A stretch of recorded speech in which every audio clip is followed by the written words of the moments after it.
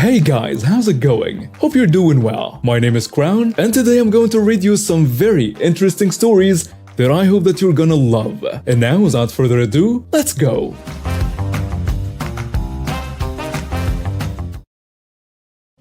I never thought I'd have to deal with someone as entitled as my neighbor Tom, in my quiet suburban neighborhood. It all started a few months ago when Tom moved in next door.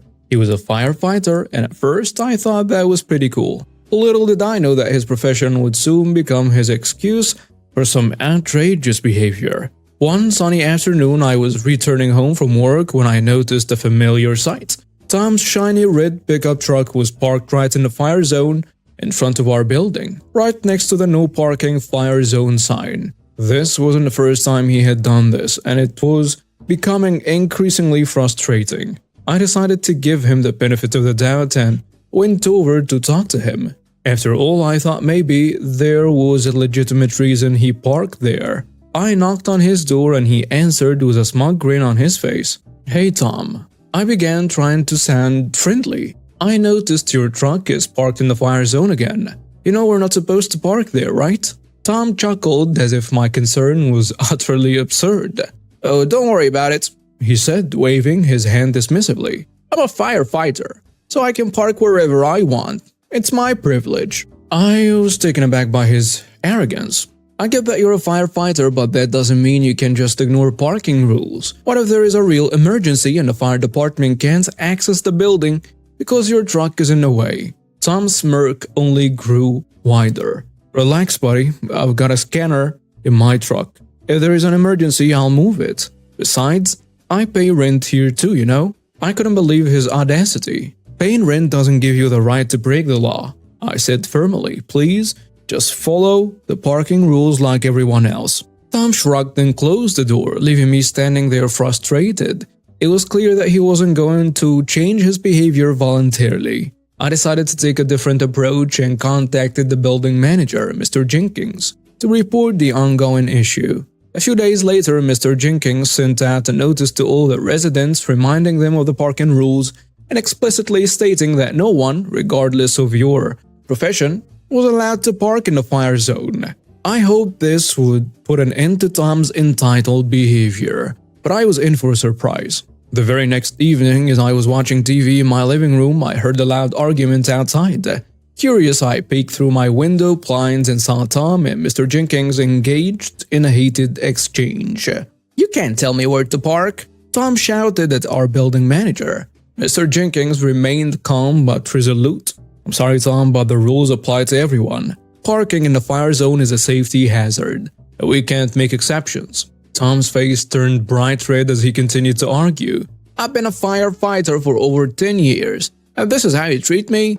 I risk my life every day, and this is the thanks I get?" I couldn't help but cringe at Tom's dramatic display. I knew that being a firefighter was a demanding job, but it didn't excuse his entitled behavior. The argument escalated to the point where Mr. Jenkins threatened to call the police if Tom didn't move his truck immediately. Tom reluctantly agreed and stormed off to relocate his truck. It seemed like we had made some progress, but I had a feeling this wouldn't be the end of it.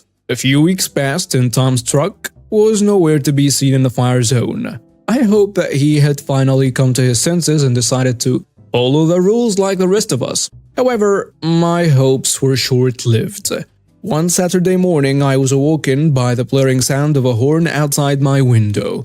I rushed to see what was going on, and to my astonishment, there was Tom, parked once again in the fire zone, blocking the entrance to our building. I couldn't believe he was at it again. I decided to call the non-emergency police line to report the ongoing issue. Within minutes, a police officer arrived at our building. I went outside to meet the officer, who introduced himself as Officer Johnson. I explained the situation to him and pointed out Tom's truck. "Sir, I'll have to ticket this vehicle for parking in a fire zone because it's a safety violation and no one is above the law," Officer Johnson said. I nodded in agreement, relieved that someone was finally taking action. Officer Johnson proceeded to write a ticket and affixed it to Tom's windshield. Just then, Tom emerged from his apartment, clearly agitated by the presence of the police officer. He stormed over to us shouting, "What do you think you're doing? I'm a firefighter. I can park here." Officer Johnson remained calm and professional. "I understand that you're a firefighter, sir, but that doesn't exempt you from following parking regulations. Blocking the fire zone is a safety concern." Tom was furious. "This is ridiculous. You're harassing me because of my profession." The officer shook his head. "I'm just doing my job, sir. If you have an issue with a ticket, you can contest it in a court." Tom's face turned a deeper shade of red, and he continued to argue with Officer Johnson. It was clear that he wasn't going to back down easily. I decided to stay out of the confrontation and let the officer handle the situation. As the arguments between Tom and Officer Johnson escalated, the small crowd of neighbors began to gather, curious about the commotion. Tom's outburst was drawing even more attention to his entitled behavior. Finally, Officer Johnson had enough. "Sir, I'm going to have to ask you to calm down, because if you continue to be disruptive, I have no choice but to place you under arrest." Tom scoffed, believing he could intimidate the officer with his firefighter status. "You wouldn't dare." But Officer Johnson remained resolute. "I will, if I have to." Tom's face twisted in anger, but he begrudgingly backed down and retreated into his apartment. Officer Johnson warned him not to interfere further and then turned to me. "I appreciate your cooperation, sir. I'll be sure to file a report about this incident, and if there are any more violations, we will take appropriate action." I thanked him for his assistance and watched as he left our building. It was clear that Tom's sense of entitlement had finally caught up with him. I hope that this will be a wake-up call for him and that he would start respecting the rules like the rest of us. However, my optimism was short-lived. A few days later, I received a knock on my door. It was Officer Johnson, accompanied by another police officer. "We received a report of a disturbance involving your neighbor Tom," Officer Johnson explained. "He became aggressive and threatened us when we tried to issue another ticket for parking in the fire zone." I was shocked to hear that Tom had escalated the situation further. "I'm really sorry about all of this, officer. I had no idea he would react like that." The officer nodded sympathetically. "We understand, but we can't tolerate threats or aggression toward law enforcement. We will need you to provide a statement about what you witnessed." I agreed to cooperate and gave a detailed account of Tom's behavior during both incidents. It was clear that Tom's entitlement had spiraled out of control, and it was now a matter for the police to handle. As I finished my statement, Officer Johnson thanked me for my cooperation and assured me that they would handle the situation appropriately. They lived to address the issue with Tom, and I couldn't help but feel a sense of relief that something was finally being done. A few hours later, I received a call from another neighbor, Lisa, who lived in the apartment across the hall from Tom. She informed me that the police had arrested Tom and were in the process of towing his truck. I went outside to see the commotion. Tom was in handcuffs, shouting obscenities at the officers as they loaded his truck onto a tow truck. Lisa and I exchanged looks, both of us relieved that Tom's entitled behavior was finally being addressed. It was clear that being a firefighter didn't grant him special privileges when it came to breaking the law. Over the next few weeks, our neighborhood returned to its peaceful state. Tom was no longer our neighbor, and the fire zone in front of our building remained clear of unauthorized vehicles. I worked at a coffee chain in Canada. The way this chain works is that people can buy stores and decide what to sell, but there are still rules. This place always had a sign out reading "Hiring all positions." Red flags from the start, but we went through with it. My sister and I got a job there. It's close to home and is our first job. One of the main things that people would get in trouble for was if we gave people ice water, free water, in a to-go cup.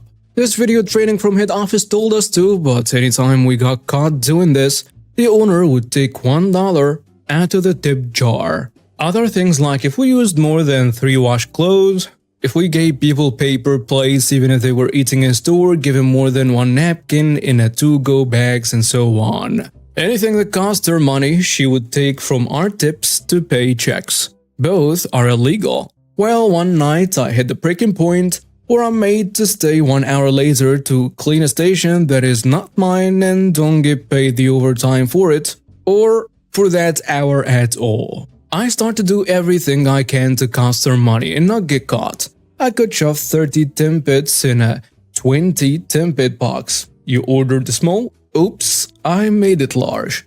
Double cheese and meat for everyone. Boom! Your small soup is large. Anything I could do, really. I have swift hands from learning magic in school, so the best part is that you can't see me doing this on the cameras. She would watch them and try to find where the stuff was going, but nope. I was slick, I was smart, and I was unstoppable. I felt power and I wanted more. I got other people involved. Every night at 2 a.m. we threw everything out. I got a nuclear bag, put all the baked goods in it, and set it by the back door just outside. And oh no, a bunch of kids just ran by and stole $80 worth of baked goods. The owner gets a bonus for good drive-through time. Oh no, someone parked in a drive-through and our times are all messed up. I serve my time, I cover my tracks, snow on license plates of the friends that helped, ski masks and winter clothing for people. Magic hands, I did it all. I wanted her to lose money. She's pissed and calls us all out about what is happening. She swears and curses at us all in front of the store. I file my 2 weeks, as does my sister. We quit, we did what we could, but needed to get out. Well, guess what? Customers started filing complaints. Ex-workers filed complaints. Undercover investigations were done as to why the one location was such a crap show. Now the owner is banned from her own property and her son has to run it. So now, not only can she not manage her own property, and sure, I probably did not cost her that much, but I felt so much happier and proud that I was able to take action. This story takes place in Melbourne, Australia. Hopefully it's pro-revenge worthy. I know this story because I'm good friends with my neighbor. My neighbor, let's call him John, decided 8 years ago that he wanted to build a second story on his house. But his property had a legal binding on it preventing it from being renovated unless all surrounding neighbors agreed. This is called a covenant, I think, and it can't be contested in the local council. This one was over 100 years old. All his neighbors except one, let's call him Alex, agreed to let him renovate. Now, John's a big guy, ex-military and muscular. He has a wife and 2 children, but he's not quick to anger. About twice every year, John would write Alex polite letters asking him to lift the ban from renovating his house, and every year, Alex declined, complaining that it would be an eyesore. Literally, every other house on our road has 2 stories but his, or that it would ruin the atheistic of the street. Seriously, Alex was also a complete jerk and a hypocrite, playing loud music past midnight. Anyway, for 8 years, John would get turned down by Alex, and then suddenly Alex decided he was going to sell his house. The revenge was on. After he heard the news, John bought one of those professional metal signs that people put in front of their houses when selling, and put one in front of his own house. On it, it read something like, 5 new apartments being built. Get in quick. 2 sold already. 3 entire stories. Loud noise expected for a year. The number given on a sign was disconnected. This was repeated in Mandarin and Arabic as well. The sign was put right next to Alex's house on the edge of John's property. The auction for the house was going in a month, and Alex was quick to get a lawyer against John to make him put the sign down. I think it was because the sign was encroaching on his land. John wrote about 60 letters to the lawyer, and it cost about $50 for the lawyer to read each letter and give his legal advice to Alex. The lawyer contacted John and told him if he did not take down the sign a week before the auction, they would take him to court. A week before the auction, John took the sign down, but he wasn't done. The day of the auction arrived and John parked his 4 cars along the front of Alex's house so no one could see the auction here sign. And so the auction goers couldn't park there. John has an inbuilt speaker system in his house that was blasting building sound effects and music throughout his house. He put back up the sign he put down and put another one up, which read, House Demolition, Furniture Sale. John bought most of the furniture from his garage and the house outside on his lawn. If people came to buy something, he would overprice it outrageously because he didn't really want to sell his stuff. It was just to make the apartment construction more believable and give the auction goers a taste of how loud it will be. When the auction took place, we could barely hear the auctioneer. And when Alex complained to John about the noise, John said that he had the builders on a contract and that they want to reschedule. The house was estimated to go for $3 million but ended up going for $2.4 instead. Alex had to halt his construction of his new house because he didn't have the funds. Alex, who according to John sounded like he was seething with anger, phoned to tell John that he owes him $600,000. The new owners of the property lifted the covenant when John told them about his plan. "You guys should be thanking me. I saved you $600,000.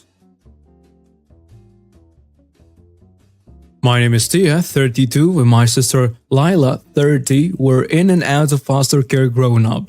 Lila got pregnant at 17 and went to prison at 18 for robbery with her boyfriend. Because I was 19, I was legally allowed to take custody of my niece, Ash. The whole time my sister was in prison, I would visit her and let my niece go as well, so she could try to build that connection with her mom. But as the years went by, Ash started calling me mom and called my sister Lai, because I was the one that was there day to day taking care of her. Fast forward to 2020, Lila gets out of prison early due to good behavior, and the state trying to reduce the prison population due to COVID-19. Lila is 27 at this time and Ash is 10. By now I have gone to school, gotten a stable job, bought a house, and feel I'm doing well for myself and Ash. So of course Lila is paroled to come live with me. At first everything was good. We all start getting acquainted and used to each other. I is trying to figure out life as an adult in a free world, and of course, I'm trying to help her as well. After about a year, Lai has really started influencing Ash in a negative way. Prior to her coming home, Ash was a straight-A student, very well-mannered and making strides towards a positive entry to middle school. And now my sweetie is rude, flunking most of her classes, cursing and talking back to me, and Lai just laughs it off. I feel like I'm raising two teenagers at that point. Lai stay gone a lot, trying to invite strange and crazy people over to my house and so on. I had enough. She wouldn't work, wouldn't help around the house, absolutely nothing. Now 2023, Lai finally has a job at Burger King and has a crazy weird boyfriend. A few weeks ago, she says she's moving in with her boyfriend. I told her okay, good luck. Then she says she's taking Ash with her. Oh hell no, I am her parent. I will gladly allow visitation, but you're not taking this child out of my home to go couch surfing with you and your stupid boyfriend. Mind you, Lai is still on parole until 2026. Ash walked in on us arguing and said she wants to go with her mom. I explained to her that I have custody and that she cannot go with her. She cried and stormed out of the room.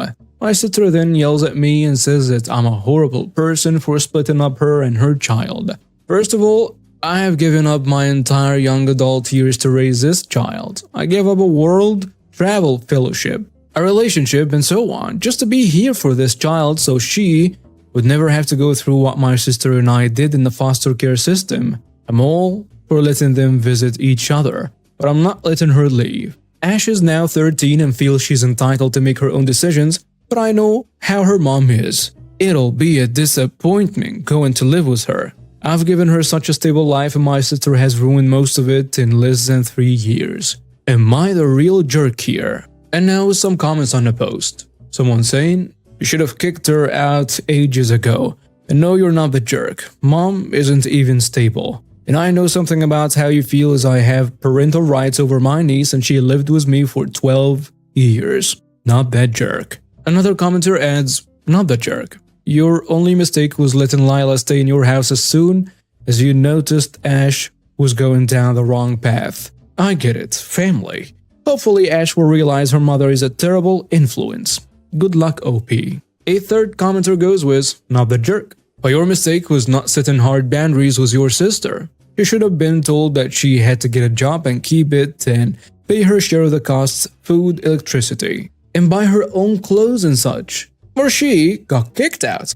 Instead, she got to show Ash that you could be a bum and live off others with few consequences. Do not ever let your sister move back in. Let Ash see what her mom leading that life leads to. Perhaps Ash can be gotten back on track. And now we have reached the end of today's stories. Thank you for watching and see you next time.